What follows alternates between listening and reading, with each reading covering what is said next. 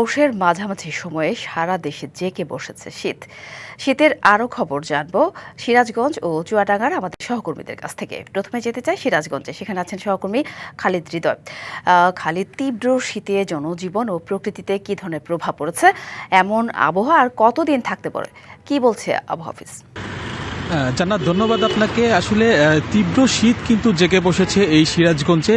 বিশেষ করে গতকাল রাত থেকে কিন্তু যে তীব্র কুয়াশা চারিদিকে কুয়াশায় ছেয়ে গেছে, সেটি কিন্তু অনেকটা বৃষ্টির মতো সেই কুয়াশা পড়ছে। তো এই তীব্র শীতের কারণে কিন্তু সিরাজগঞ্জের যে খেটে খাওয়া মানুষ রয়েছে তারা কিন্তু চরম বিপাকের মধ্যে পড়েছে। বিশেষ করে যারা দিনমজুর এবং কৃষিকাজ করে খেটে খাওয়া মানুষ, তারা কিন্তু আসলে এই ঘর থেকে বের হতে যেমন সমস্যা হচ্ছে সেই এবং তাদের এই কাজ পেতেও কিন্তু অনেকটা সমস্যা হচ্ছে। পাশাপাশি আমি একটা বিষয় জানিয়ে রাখি যে গতকালের থেকে কিন্তু আজকে সিরাজগঞ্জের তাপমাত্রা কিন্তু আরও কমে এসেছে এবং আজকে কিন্তু সকাল ভোর 6টা এবং সকাল 9টায় কিন্তু 9.6 ডিগ্রি সেলসিয়াস কিন্তু রেকর্ড করা হয়েছে।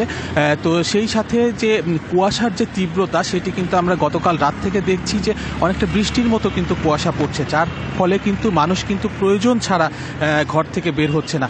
পাশাপাশি এই যে যারা দিনমজুর রয়েছে, যারা কৃষিকাজ করেন, তারা কিন্তু এই পথে ঘাটে যারা চলাচল করছেন, যারা বের হয়েছেন, তারা কিন্তু তীব্র ভোগান্তিতে পড়েছেন। তাদের কাজের এই পরিমাণও কিন্তু অনেকটা কমে এসেছে। সেই ক্ষেত্রে আপনি জানেন যে সিরাজগঞ্জে কিন্তু একটি বৃহৎ একটি অঞ্চল জুড়ে কিন্তু মহাসড়ক রয়েছে। সেই মহাসড়কে কিন্তু এই তীব্র কুয়াশার পরে কিন্তু যান চলাচলে কিন্তু বেশ প্রভাব পড়েছে। যদিও এখন পর্যন্ত আমাদের কাছে বড় কোনো দুর্ঘটনার কোনো সংবাদ আমরা পাইনি। তো সেই ক্ষেত্রে মহাসড়কে এই শীতের ফলে কিন্তু জনজীবনে ব্যাপক ভোগান্তি। পাশাপাশি হচ্ছে এই হাসপাতালে কিন্তু শীতজনিত যে রোগের সংখ্যা, সেই রোগীর সংখ্যাও কিন্তু বেড়েছে, এটা আমরা জানতে পেরেছি। সর্বোপরি সিরাজগঞ্জে কিন্তু এই তীব্র শীত জেঁকে বসার কারণে কিন্তু সাধারণ মানুষ যারা রয়েছে তাদের কিন্তু চরম ভোগান্তি পোহাতে হচ্ছে। শিয়া বাটার ও ভিটামিনে সমৃদ্ধ লিলি বিউটি সোপ, তারুণ্যময় উজ্জ্বল ত্বকের জন্য। রিমার্ক। তো এই ছিল সিরাজগঞ্জ থেকে আমার কাছে শীতের সর্বশেষ খবর। জান্নাত। ধন্যবাদ খালিদ।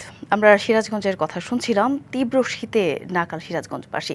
এবার চুয়াডাঙ্গার কথা শুনবো সহকর্মী কামরুজ্জামান সেলিমের কাছ থেকে।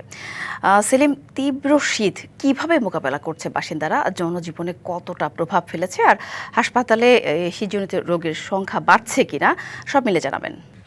সাথী, আসলে গত 4 দিন চুয়াডাঙ্গার উপর দিয়ে একেবারে মৃদু শৈত্য প্রবাহ বয়ে যাচ্ছিল, যেটি আজকে সকাল 6টায় তাপমাত্রা রেকর্ড করা হয়েছে 10.7 ডিগ্রি সেলসিয়াস এবং সকাল 9টাতেও কিন্তু 10.7 ডিগ্রি তাপমাত্রা রেকর্ড করা হয়েছে। এই তীব্র শীতে জনজীবন কিন্তু একেবারে বিপর্যস্ত হয়ে পড়েছে। আমরা দেখেছি রাত থেকে কিন্তু চারিদিকে ঘন কুয়াশায় ঢেকে পড়েছে এবং ভোর থেকে কিন্তু যে কুয়াশা পড়ছে, একেবারে বৃষ্টির মতো কুয়াশা পড়ছে। চারিদিকে কিন্তু রাস্তাঘাট একেবারে ভিজে গেছে। আমরা কিন্তু সকাল থেকে বিভিন্ন এলাকায় ঘুরে দেখেছি, সেখানে কিন্তু যারা ছিন্নমূল মানুষ রয়েছে এরা কিন্তু সবচেয়ে বেশি ভোগান্তি রয়েছে। পাশাপাশি যারা খেটে খাই দিনমজুর যারা রয়েছে তাদেরও কিন্তু বেশ সমস্যা পোহাতে হচ্ছে। আমরা সকাল থেকে যে শ্রমজীবী মানুষ রয়েছে তাদের সাথে কথা বলেছি, তারা যেটি বলছে, তারা ঘর থেকে বের হচ্ছে, কিন্তু বের হলে কিন্তু তাদের যে জীবন জীবিকার যে উৎস সেটি কিন্তু তারা পাচ্ছে না, না পেয়ে তাদের কিন্তু বাড়ি ফিরতে হচ্ছে। এই কারণে তাদের কিন্তু বেশ ভোগান্তি পোহাতে হচ্ছে। আপনি হাসপাতালের চিত্র যেটি শুনতে চাচ্ছিলেন, হাসপাতালের চিত্র কিন্তু ভয়াবহ।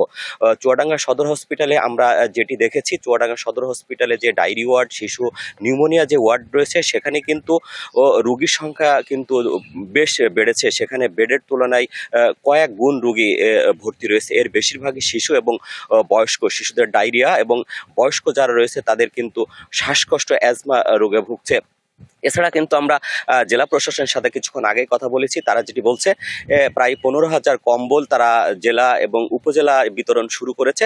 কিন্তু ছিন্নমূল মানুষ যারা রয়েছে তারা যেটি বলছে, তারা এই যে শীত বস্ত্র সেটি কিন্তু প্রয়োজনের তুলনায় একেবারে অপ্রতুল।